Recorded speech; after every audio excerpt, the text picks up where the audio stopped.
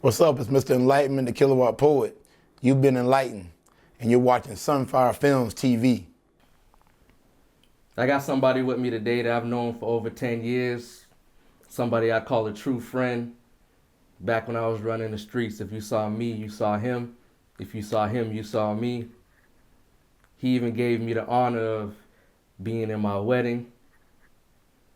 You know, when I think about this film journey that I've been going down, I definitely, he's one of the people I give credit for taking this thing serious.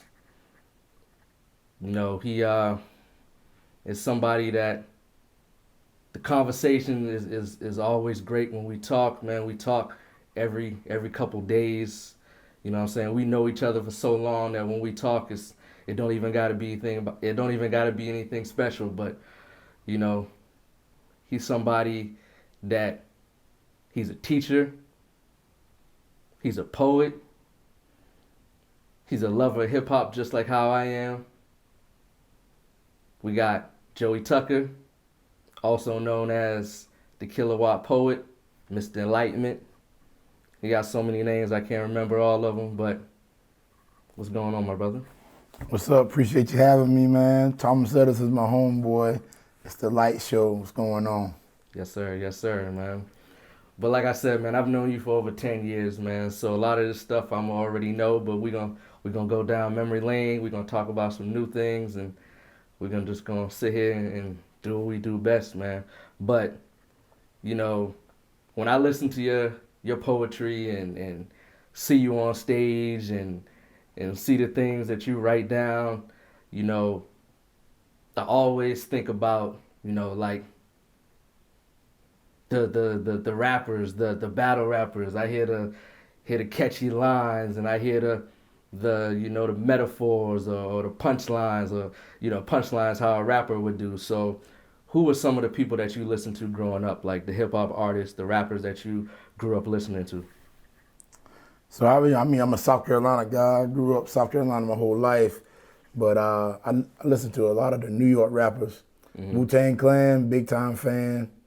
Jay-Z, Nas, Biggie, Tupac.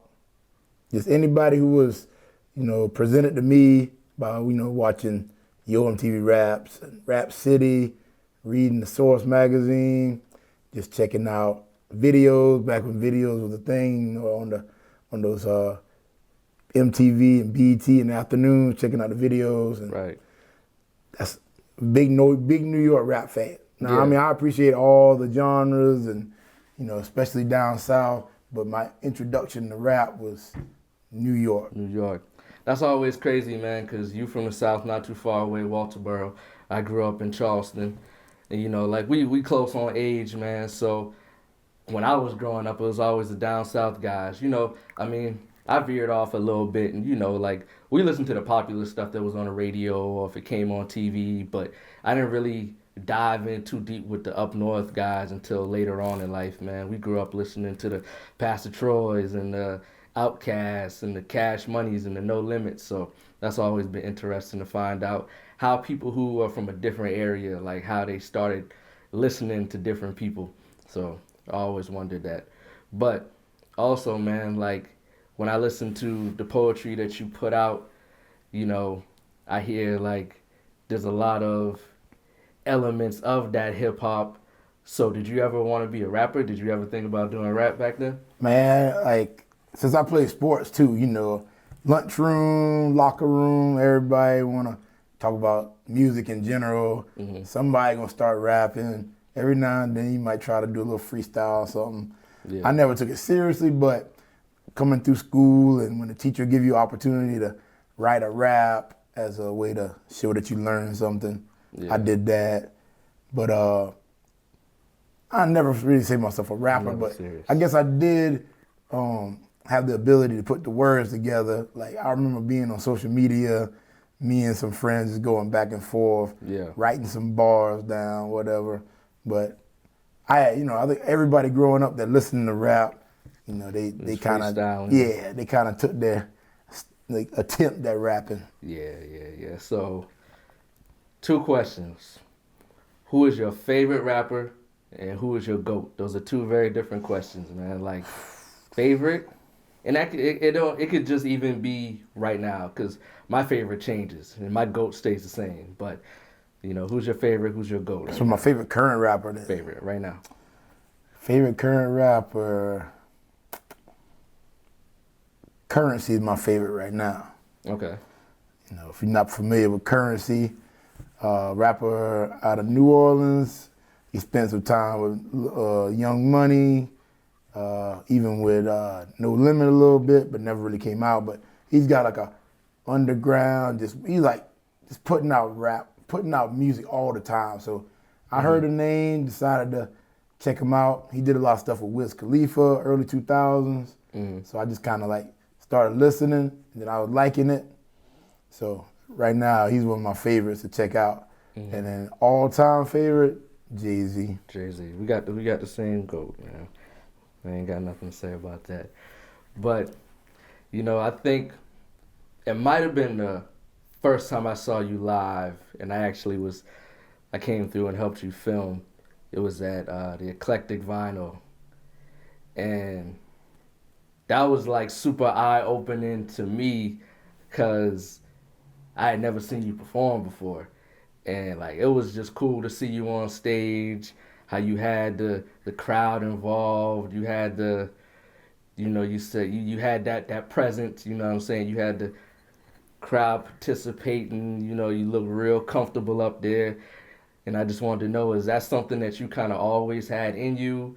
I know, like I said, you were a teacher, so I know you stand up and talk to kids all day. Did you always have that confidence in you to get on stage?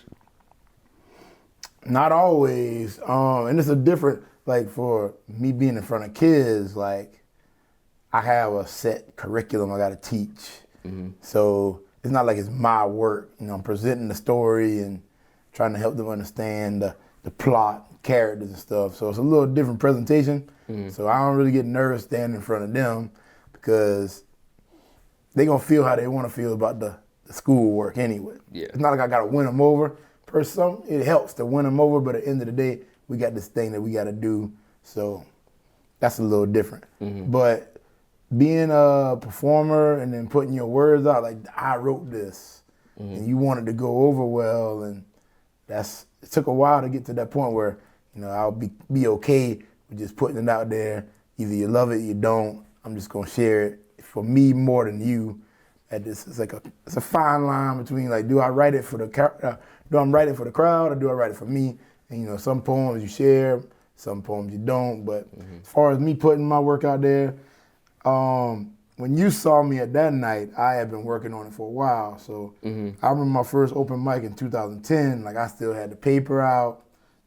I remember my hands like being shaky, palms sweat a little bit, like Eminem, like palms sweating. Mom spaghetti. Yeah, I ain't go that far with it, but paper shaking in my hand, just trying to, not really looking at, that's the hard part. Like, up and down. Looking at the paper, looking at the crowd, you kind of get lost in just focusing. I don't want to stumble on the words, so it took me a while to get to where you saw me, but it's definitely a work in progress. Still working on the stage presence and captivating the crowd, and I definitely, when I see somebody who's doing it, I'm like, oh yeah. Then it makes me want to step my game up. So I'm still working on my delivery and all, but I definitely came a long way from 2010, that first open mic.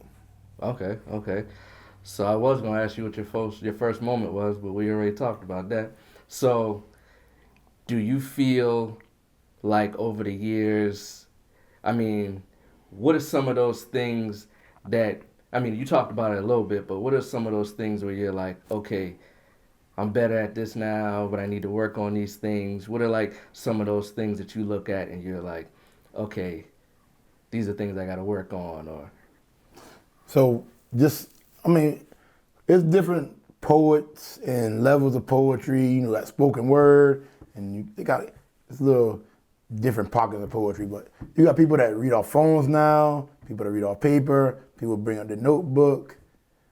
I realized for me, my best performances is when I memorize the poem and I say it. So that's what I've always been working on now. Like I write all the time, but just I want to have the the information memorized so I can give the best performance for me. You know, I've seen people do a good job reading it, but just me just knowing it and being able to look that person or look that crowd in the eye and be able to move around a little bit, and then I can kind of put that inflection on certain words and pause here.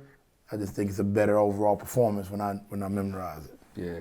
Is there a certain, like, you know, certain poems that you do, like, I guess, like a certain topic or certain things that you feel more comfortable writing, or is it just whatever?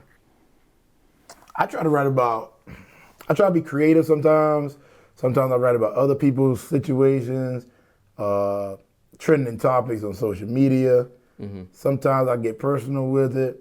You know, I guess you gotta be going through something to write some personal stuff. Yeah. But I'm still working on that too, because like there's certain poems like it really kind of resonates more. Like I got some real personal poems, but I'm more of a lighthearted person anyway. Like you're not gonna walk away from one of my performances crying. You might laugh, but I don't think you won't have any tears shed over a poem that I write. So do you feel like you don't want to be that vulnerable? Are you afraid to tap into that, or you just haven't done it yet, or you just feel like I feel like that's something I need to work on. Like I guess it's just the way you decide to tackle a subject. Because you can be lighthearted about something that's serious. I'm just more, I guess I got a lighthearted take. Even if it was serious to me, I'm still gonna be me and put that little bit of humor in there. So people deal with serious situations different ways. But I got some poems that's pretty serious, but I think that's something in the future that I wanna, there's some areas in my life that I can kind of dig in that I really don't. You know, I talk about it with close friends, family, but I feel like I don't know if I'm ready to dig into it like that, because I don't know. I think it's a certain type of, I like feel good poetry more. So if I do write it, I don't think I'll be on stage doing it. So I think I'll just write it just for the sake of me writing it, for yourself, instead of like putting it out there. Yeah. So I know we talked about open mics a couple of minutes ago. Like, what's your thoughts on open mics? Like, do you feel like in this day and age they matter anymore? Do you feel like, I don't know, like when I look at open mics, it could be, you know, any kind of open mic, but the way that I see them, they don't really matter as much to me. I mean, you know, like back in the day, like people would get a record deal off of open mic, or they could become famous off of open mic, or, you know, now I feel like when you go to a lot of open mics, it's just people in the crowd. A lot of times they might even have it at a venue or a place where everybody isn't even there for the open mic. So they talking and doing their own thing, and then the people who are paying attention are your peers most of the time. So it's like, I'm not really here trying to like win y'all over, because we both do the same thing. So it's like you're performing for the same people who are about to go on stage right after you. So I don't know, like, what do you feel about how open mics are? Do they even matter anymore? I like open mics, and like you said, it depends on the organizer. That's a big thing to think about, because you want to perform for people, not just poets, or if you're a comedian, not just for comedians. I want some people that's there to just enjoy it too. So there's some good open mics that at this point, I want to be able to perform to some people. Like, it's cool that, you know, it's like this. I'll do poetry because I love it, whether it's 5 people or 10 people, but it helps to have a nice receptive crowd while you're doing it. So now my open mic, you know, I got a couple people, shout out to Marcus Amaker and Los the host in Charleston, Courtney the poet. They got some open mics that are pretty popular. Now I'm more about going to different cities. So that's the open mic scene that I like. I want to go to a new city that has a kind of like a solid foundation. Sometimes the open mic starting out, it's only going to be a few people, mostly the poets there, mostly the performers there. I would like to perform to a nice receptive crowd. So if a organizer already has that longevity of their event, then I definitely want to go, and I'm definitely, you know, open to being perform at an open mic. But usually, I like what they call a closed mic is the set performance already been made. Like it's not just come up there and sign up. Yeah. Like, I know who's performing. Like I got solid performers throughout the night. It gives a better overall performance. Not saying that a new poet is not gonna be good, but it gives that, person that doesn't do the poetry or doesn't sing or doesn't play music. Like you pay your money to hear a polished performance. Yeah. So I feel like that's the best thing for me. Maybe you got 1 or 2 spots for a person that you didn't expect to do it, but I got my performers already set up for the night. Yeah, that's what I like. Yeah, like you kind of said comedy for a second. I filmed some comedy events, and it'd be the open mics, and they've have nights where it's just anybody can go on stage, and those are usually the ones, like you said, man. It's like the people up there, they knew, they might be reading off the paper, they might be stuttering, they might not have everything together. So those are the ones that aren't the best. And then I've been to open mics where, they have the set list where like, okay, these are going to be the 4 or 5 acts that's going to be here. Then we'll have like 2 slots where newcomer. So, I mean, it gives the chance for, the people who are more polished. Then you have a few slots for the people who are just trying to get their chops. And, it kind of works out better that way. But I know you're a teacher. So let's talk about teaching a little bit, man. How long you been teaching for? This year 19 for me. 19 years, man. And what do you think about being a teacher? Do you feel like that's something that you always wanted to do, or maybe not always wanted to do, but do you feel like you enjoy it now, or is it just a job that you just like, I gotta get paid, I've been doing this for so long that like this is what I'm gonna do? Do you love it? Well, when I started off, it was more the benefits of it. Me and my dad conversations over the summer. He worked hard out there, landscaping, working at factories. So he came to me like, you probably don't want to do this kind of work that I'm doing. You want to have something more stable. When the weather gets bad, you don't want to have to deal with elements, good benefits, retirement plan, all that type of stuff. So when I was in college, I started taking the introduction to education classes, started doing well. I'm a pretty creative person, so one thing I like about education, there's more than one way to do it. We don't all have to teach the same way. So, when you got in the middle school, high school, you had 4 or 5 different teachers in a day. They didn't all teach it the same way. Some might do groups more, some might do projects. As long as you can get the goal of that skill being learned by the kids, then you're good. So I appreciate that. The art of teaching, I love the art of teaching, but it's like every other job, there's a lot of politics that go in. Yes, sir. Trying to deal with keeping everybody happy. I like teaching is almost like customer service now. You're trying to keep people happy. Yeah. And it's kind of impossible to keep everybody happy. So just know that you're going to be hearing some complaints from parents, and everybody's kid is their priority. But I have 24, 25, maybe even close to 30. And as long as I'm treating everybody fairly, that's all I can guarantee. Yeah. So, your kid is getting all of the attention that I can give him or her. So, your kid is going to come home with that story, and it might not be the complete truth, but everybody's story is going to be a little different. But teaching, the art of like giving information, that's kind of how my poetry name came about, Mr. Enlightenment, because I was thinking like, when you're giving somebody information and you've been going over something with this kid for last 10 minutes, 15 minutes, maybe even weeks, and then all of a sudden a light bulb comes on. So that's kind of like, oh yeah, like that's the action of giving information. That light bulb moment is when you get an idea. So that, I was like, all right, that's a play on words right there. Mr. Enlightenment, I'm a teacher. I'm also trying to shine on stage as far as performing.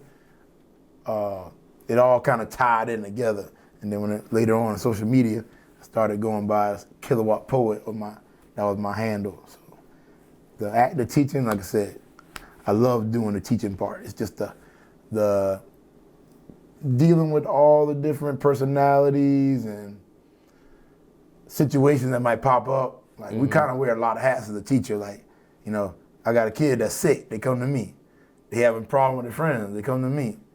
They can't understand a problem or understand a story, they come to me. Yeah. And I'm dealing with all of that at the same time.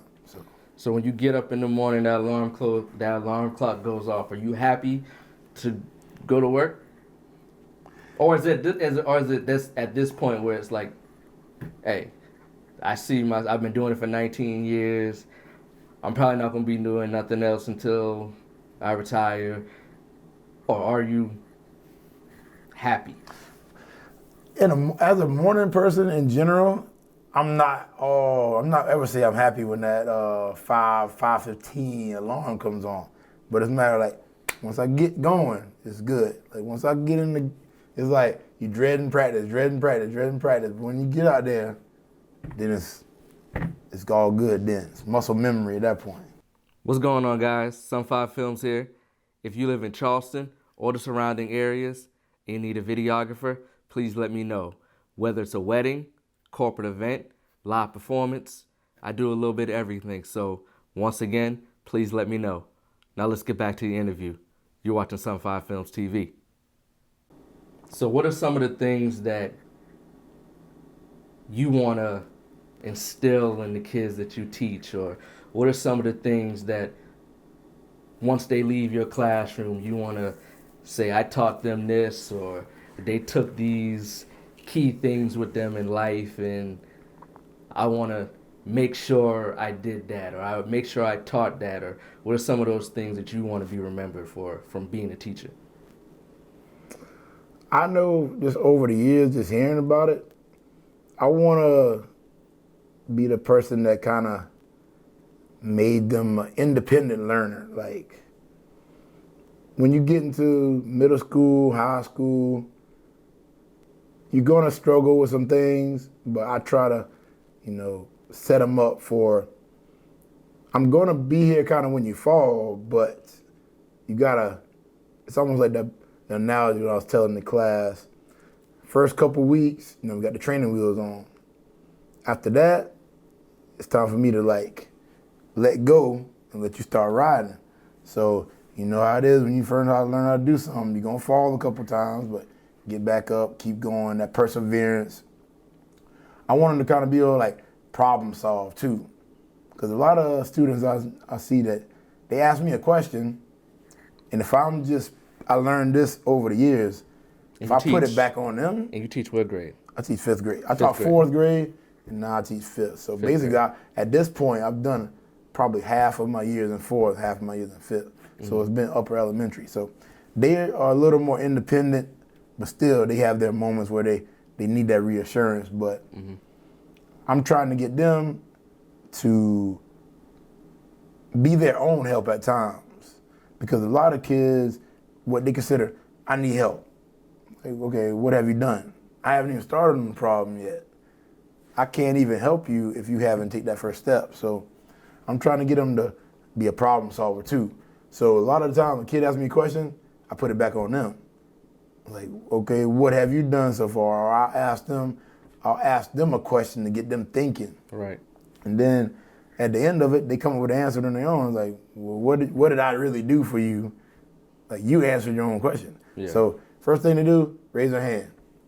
Have you read the question? Have you looked through the choices? Have you went back and tried to find something?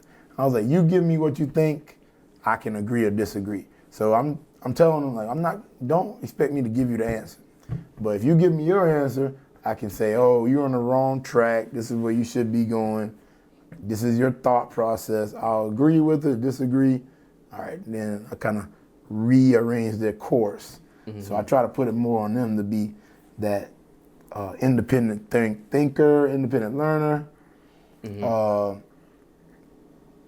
So do you feel like it's kind of, I don't want to use the word babysitting, but is it like, do you feel like you're doing things that maybe they should already be doing on their own, or maybe they should already know a lot of stuff. Of course, you know, they're still young and they got to learn a lot of things. But do you think when you're teaching, a lot of the stuff that you're doing is more of getting them to do things on their own and learn how to figure things out more than, not more than, but you know, you're teaching, but do you feel like you're doing a lot of stuff that is like, yo, I'm making you do stuff that you should probably already be doing anyways? Yeah, especially because reading don't change much. If you think about, you was in elementary school, you was talking about the main idea of a story. And then in high school, you're still talking about the main idea of a story. Only thing happens, story gets longer, words get bigger, the themes will get more adult-like, or, you know, a lot of like serious thing like death. Like you start seeing, I read a lot more children's literature where kid goes through something serious, like you know, and the topics in the stories get a little bit deeper, and you know, dealing with loss and life, and you know, they have like family members passing away and stuff like that. So I like that because language arts, it's almost, I go back to, I use the sports references a lot because I played sports growing up. Yeah. You're a basketball coach. Same thing you try to get the 5-year-olds to do, you're getting the 20-year-olds to do, because it's still dribbling, shooting, passing, rebounding. The skills are the same. I'm just honing the craft. Right, right. So I'm trying to get a 5-year-old to dribble, and then now when you get 10, I want you to cross over. Yeah. And I want you behind the back a little bit. You know, like we had 1 play and you're 5. Now we got 15 plays. So it's really the same thing, but we're just trying to get you to be more, I guess, independent while you do it, and then more skillful when you do it. Okay, so I wasn't even gonna ask you this, but now that I'm thinking about it, now we sitting down talking, like, what do you feel about school in general? I mean, I know there's like, we have to learn the basic skills, reading, writing, math, and stuff like that. But it comes to a point where I guess it just seems to me that it's busy work, you know? And then we go off and we go to college and get jobs and stuff like that. And then a lot of times, like I'm going off a little bit, but off course a little bit. But a lot of times when we grow up, we use the basic knowledge, but then we go off to go to college and get a degree or something like that.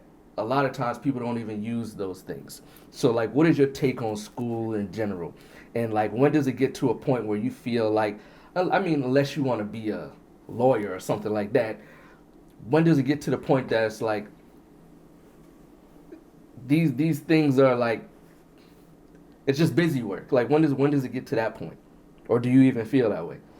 I don't feel like it's busy work per se, because let's say I'm not the best artist, but everybody goes to art until you go to middle school, and then you can choose which one you want to go to. It's just making you a well-rounded person. So that art teacher has a certain thing that she's teaching you or he's teaching you, and you working on that. So I think a lot of it is being well-rounded. Like, looking back at it, maybe I should have took some more music classes, or it would have been cool to learn how to play an instrument. I didn't always want to do it back then, but then I got older. I was like, it's part of being more well-rounded. Like some of these classes that you take, for example, history. Yeah, you need to know, I guess history is important because, you know what happened and then how to keep it from repeating. I feel like you know what happened in the past, you're supposed to be able to like But what are you navigate like, through do you use that later on in life? I think a lot of those classes it's good to expose you to that stuff, especially like South Carolina. There's a lot of historical important events that happen here, like if you didn't know. So just being aware of it, I don't think you got to be all, spend years and years learning about it, but some of the classes are a little more important than others. But I think school in general just learns you how to work together, follow the rules, work hard, deal with adversity, learn how to manage your time. Like those are skills that school is basically preparing you for. So what you're basically saying is we get the knowledge, the things that we have to learn, like reading and writing and math, stuff that we have to do to function in this world. But a lot of it is just to make you a well-rounded person. And a lot of it is to make you a people person so you can be social and make friends and learn how to do certain things to mold you into being a person in society. But a lot of the stuff we're not going to use. I think it's like, yeah, the school method of school in general could be changed from the time we went to school to now, which it is a little bit. They got way more technology stuff involved in the way they get the information. You know, they're allowing them to, you know, I can look up some stuff now versus when I couldn't look it up. But I don't know. It's like, you gotta, it goes, I mean, we're kind of like not making it up ourselves. Like, it's something that, as educators, this is what we need to teach. And I think if you can take the main thing, if you get through all of your school as a kindergarten through 12th grader, and you develop study habits and how to get along with people, I think that's going to put you where you need to be as far as an adult. So I think even though all of it is not necessary to be learning, I think you can, when you get in middle school, high school, you're allowed to start picking and choosing some of those electives. Like, all right, I want to be a mechanic, so I can go to class for this. Or I want to be a nurse, I can start taking some classes for that. Yeah. So they allow, when you get in middle school, high school, and now the game's even changed now. Like, some of these high schoolers can think about, we could have had you could have been having your associates by the time you graduate high school. Yeah. There's kids like, once you take care of all your basics, then you can start taking college credit courses. So if you do what you're supposed to do and get your basics out of the way, then you can take advantage of the other stuff they offer now. Yeah. And then they got Montessori schools, and in Montessori schools it's more of like what? Just like letting It's like people on your level. It's more like, because in a traditional classroom, you got a student that might be a grade below or a grade above, and then you got somebody right on grade level. Montessori just means I got multiple levels of work going on at the same time. So if you are if you're on a sixth grade level, I'm giving you sixth grade work. If you're on a fifth grade level, I'm giving you fifth grade work. If you're on a fourth grade level, I'm giving you fourth grade work. And that's all in one class. So perfect world, it makes sense, but for that, you got to have more teachers to make it work, to me. Like, the one teacher doing that is like hard to keep up with. Yeah. But if I had multiple teachers doing it, yes. Yeah. My high level kids gonna get challenged. My lower level kids gonna get the help they need. And then if you're right where you need to be, so it allows me to teach my levels of different learners. Because, you know, there's always somebody that's gonna be more advanced. Like, somebody's gonna finish work in 5 minutes. Somebody's gonna take 2 days to finish it. Somebody's gonna take 30 minutes. So Montessori just allows more specific instruction. Yeah. So you get old and gray, you're sitting in that rocking chair, you walking around with that cane, you an old man. What do you want to look back on your life to say that you accomplished these things? Or what do you want to look back at and say, I did that? And also, like, what do you feel like your purpose is in life? I can say now, after 19 years, that my purpose is to share this information that I have and prepare the younger generation to be the adults of the next president, the next doctor, the people that's going to take care of me when I'm in that rocking chair, like you said. When I retire, people that's going to be taking care and running the world after me. So right now, my job is and I think I've been successful doing that, because I'll get emails back from kids that was in my class years ago, or a sibling of a kid is like, oh yeah, you need Mr. Tucker, you need to have him. Like, and they're like, oh, I want to be in your class. My sister said this, my brother said that, this kid on my bus said that. So I feel like even though they might have not liked it at the time, years later, when you become an adult or you're in high school, like, oh man, now I can do this, because I remember back when I didn't want to, he's making me write these long paragraphs, and he was making me being accountable for my behavior, and making me organize my stuff and not letting me take shortcuts. So I think I'm starting to see where people appreciate the tough love. So yeah, that's my legacy right now. And I'm some people like moving around different schools and different types of jobs, but I've been at my same school for 19 years, and it's just cool to see that I'm touching, like, it's a neighborhood school. So I just thinking about how many families have I impacted, how many kids that's gonna be telling their son or daughter about this teacher that they had. And I'm talking to teachers that I've been teaching with when I was the new teacher, and they were the ones that were about to retire. It's like when you start seeing the kid of a kid, that's when it's like full circle. It's like, I taught your mom. Like, wow.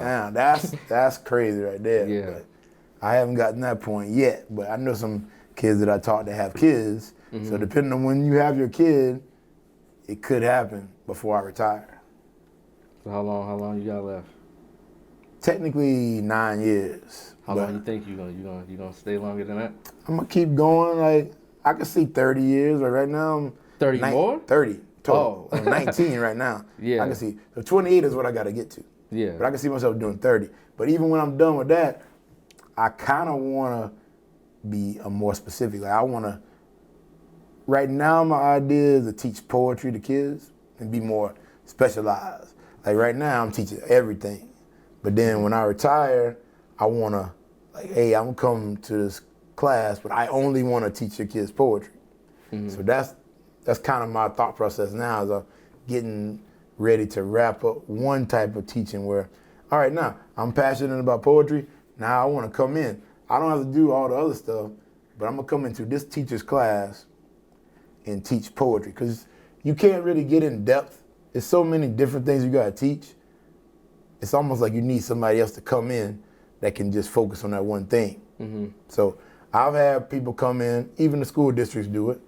They get somebody to come in, specialize in that one thing, and you get that kid's attention because you're only there for a couple days. Like, oh man, we get to do this. Like, it's not like a repetitive thing where they lose interest in something if you do it all the time. But if this is one guy that came in for a week and we wrote poems and we shared our poems, like, I think that'll be something that will be a good thing for me to do at the end of my career.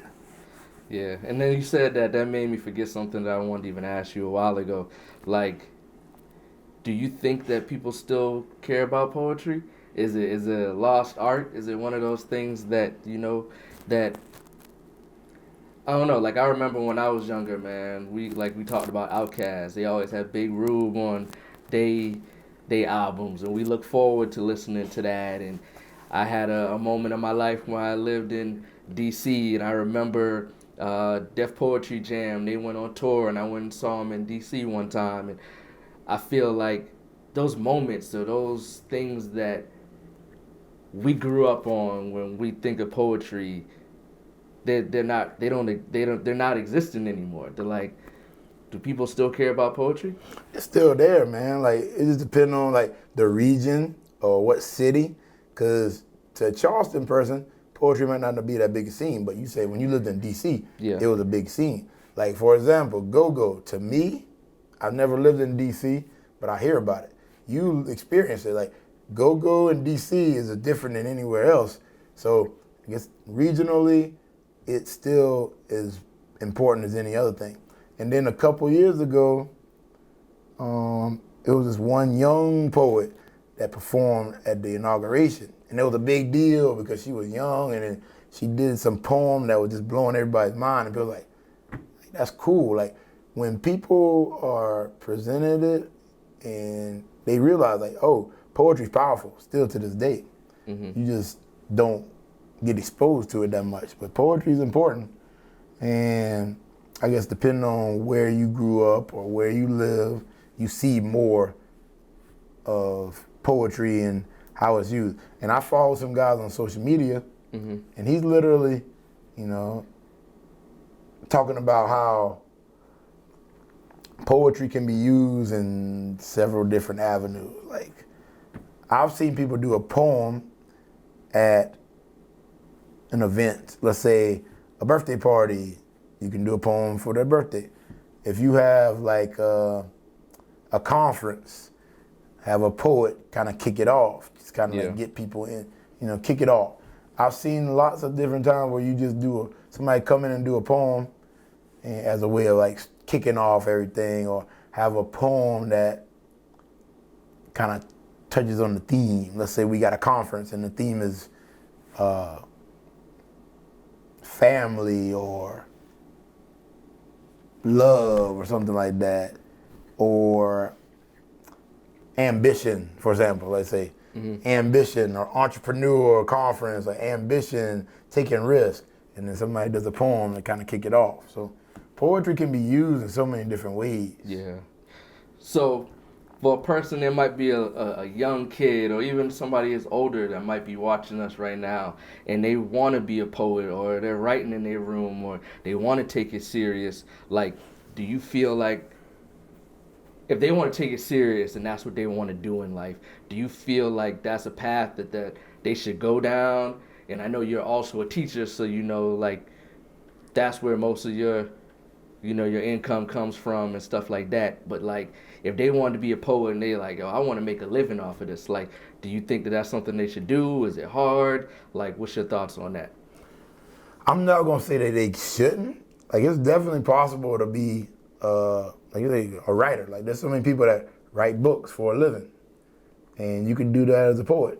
I know people that travel as a poet for a living. It's not easy. So, like, if a kid tells me they want to be in the NFL, I'm not gonna say they can't do it. It's just not gonna be easy. Are you willing to put in the work? Because there's gonna be a lot of sacrifice that gotta go into it. Me, I would never do it full time, but I do it on my own pace. So when I want to write, I'd write. When I don't want to write, I don't write. So that's the way I like it. But if you're writing poetry to keep the lights on, you got to write all the time. Yeah. I don't feel like writing poetry, but Dominion Energy still going to have that bill coming whether you want to do it or not. So if you want to, you want to be a pro basketball player, I don't feel like shooting free throws after practice. Hey, there's somebody else who is doing that. Yeah. So if you want to put in the work, yeah, you can definitely be successful in it. Okay. And you're taking these classes anyway. You can take that creative writing class. I took one in college.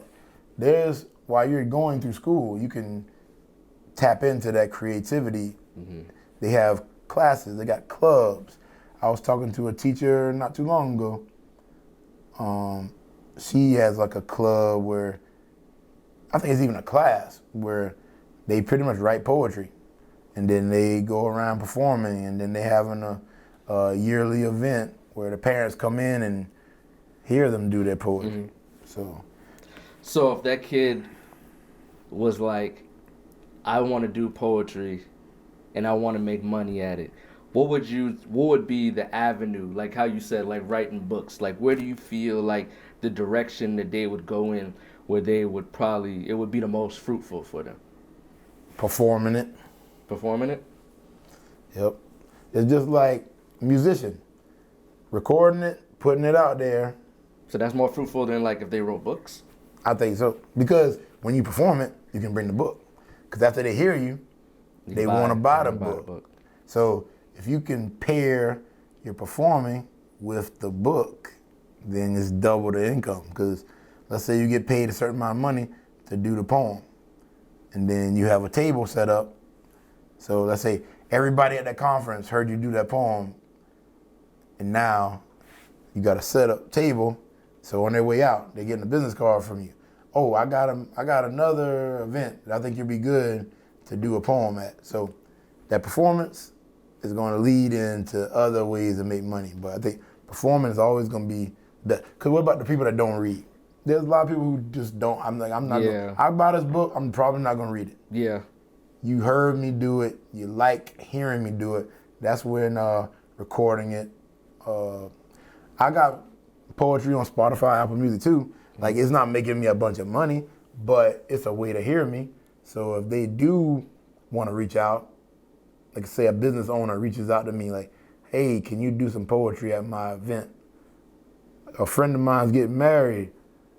He hit me up about doing a poem. Yeah. I'm not gonna like charge him because like we're good friends, but somebody reaches out like, hey, I want you to do a poem for my wedding. Like, there's an avenue to that. I'm gonna write a poem specifically for you and your wife, or you and your partner, and then I can perform it there. Okay. And do you think that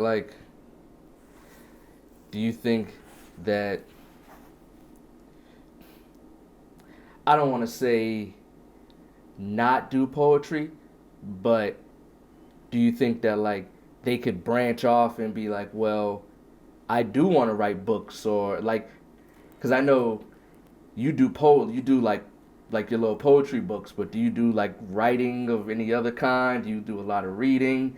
Like, is there other ways that they could be like how I started off?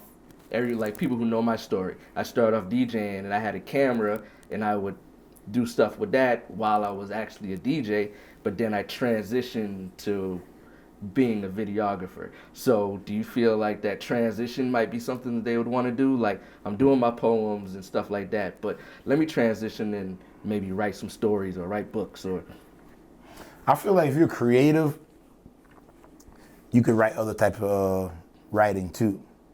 You could probably, if you can write poems, I think you can write songs because it's really not that much different. Yeah, that could be something they could So transition to. you can too, write like songs. You could write songs. You could write a play.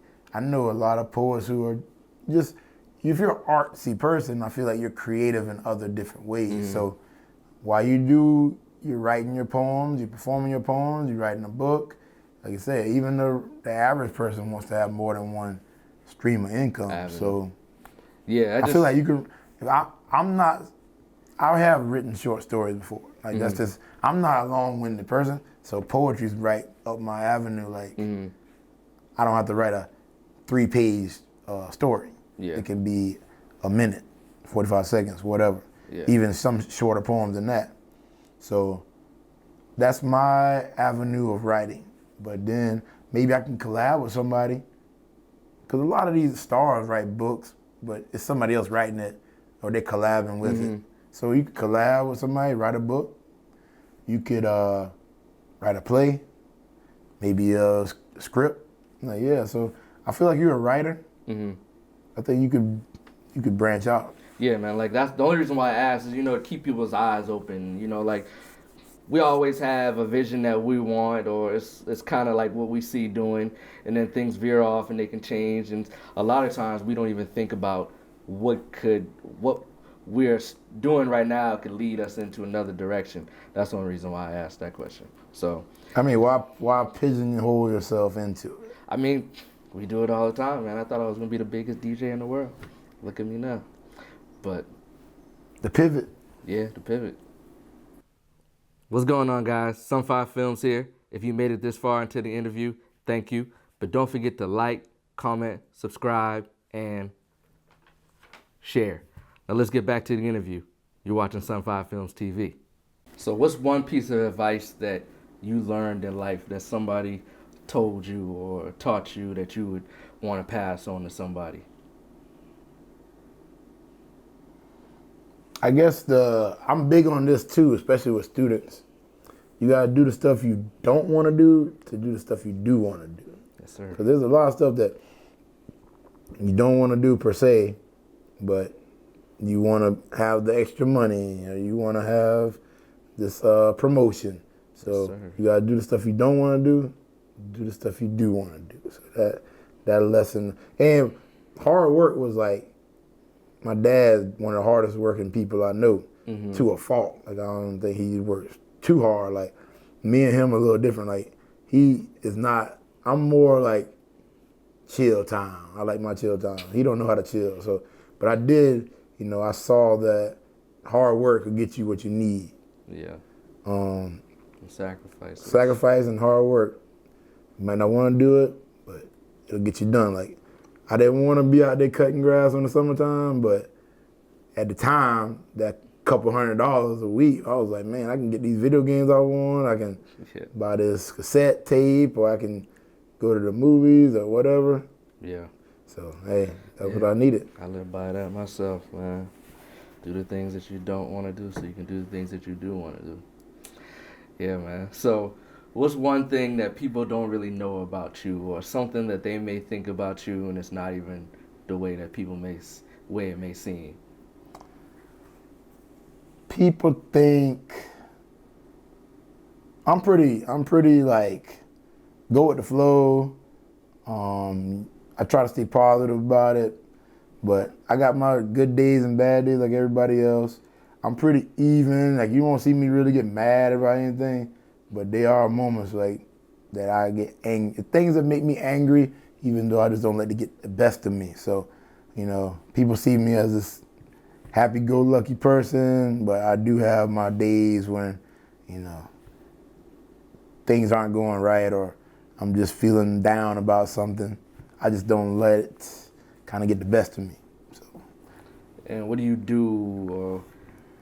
Because we all go through those moments, tough moments. We struggling, stressed out, or whatever. Like, what's something that you would do to try to help you, or something to make you feel better, or put you in a better mood, or things like that? Just being around people, like being around friends, that definitely makes it better. I like to play sports, listen to music. That's kind of my biggest thing. Like, when I'm not working or doing something that I have to do, just hanging out with friends, playing sports, that's definitely like that hour that I'm playing kickball or softball is just, I forget about everything else I had going on. Just get caught up in the competitiveness, the social aspect of it. Like, that definitely clears my head. Right, man. And you do poetry. We talked about, the books a little bit, like how you said you write books, but, talk about some of the other things that you do. You do books.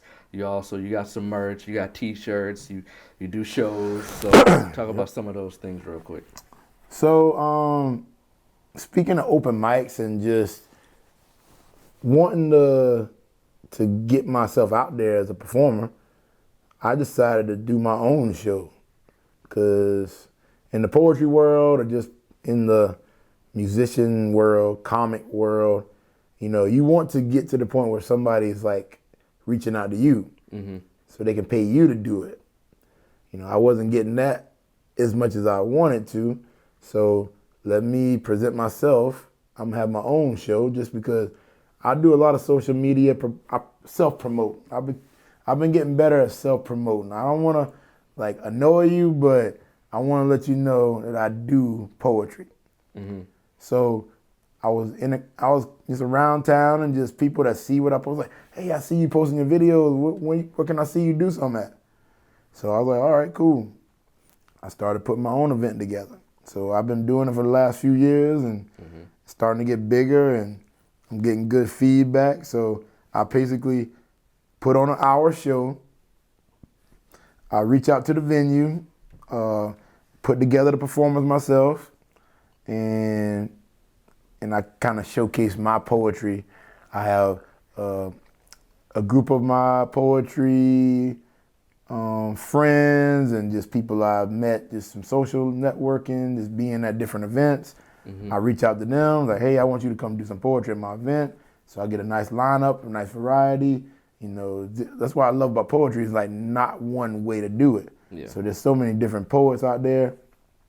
I want the crowd to, especially it's a lot of people's first time ever being to a poetry show, other than the fact that they saw me do it, or like you said, Def Poetry Jam, but I've never been to a show myself.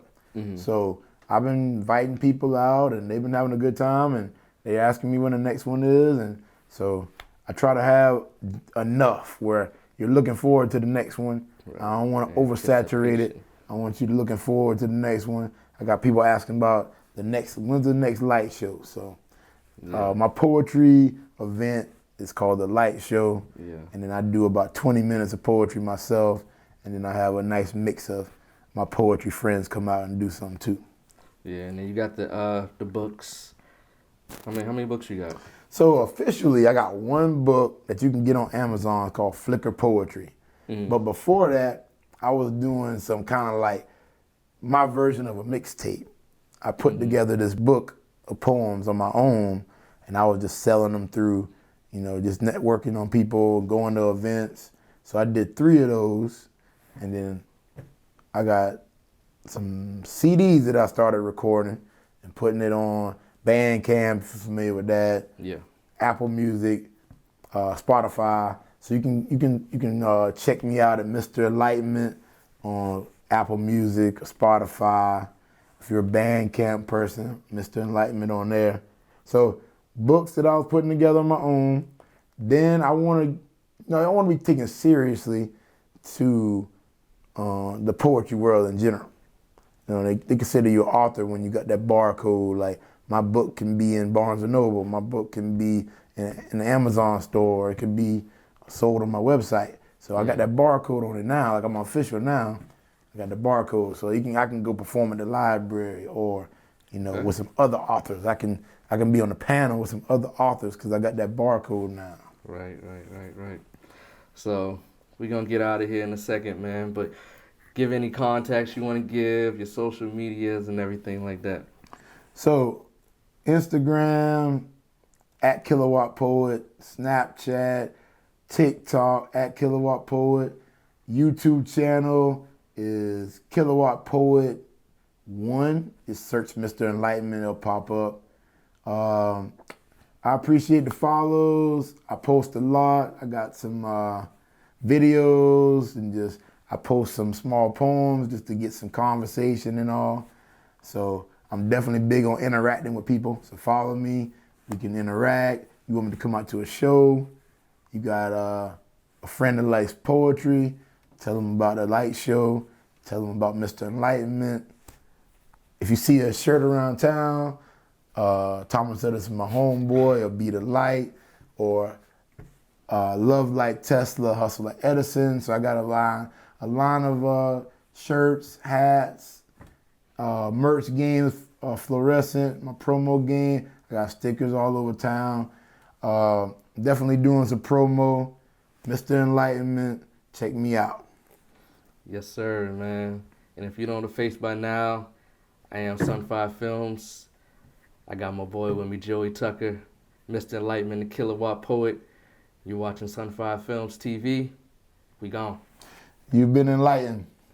That's my daddy.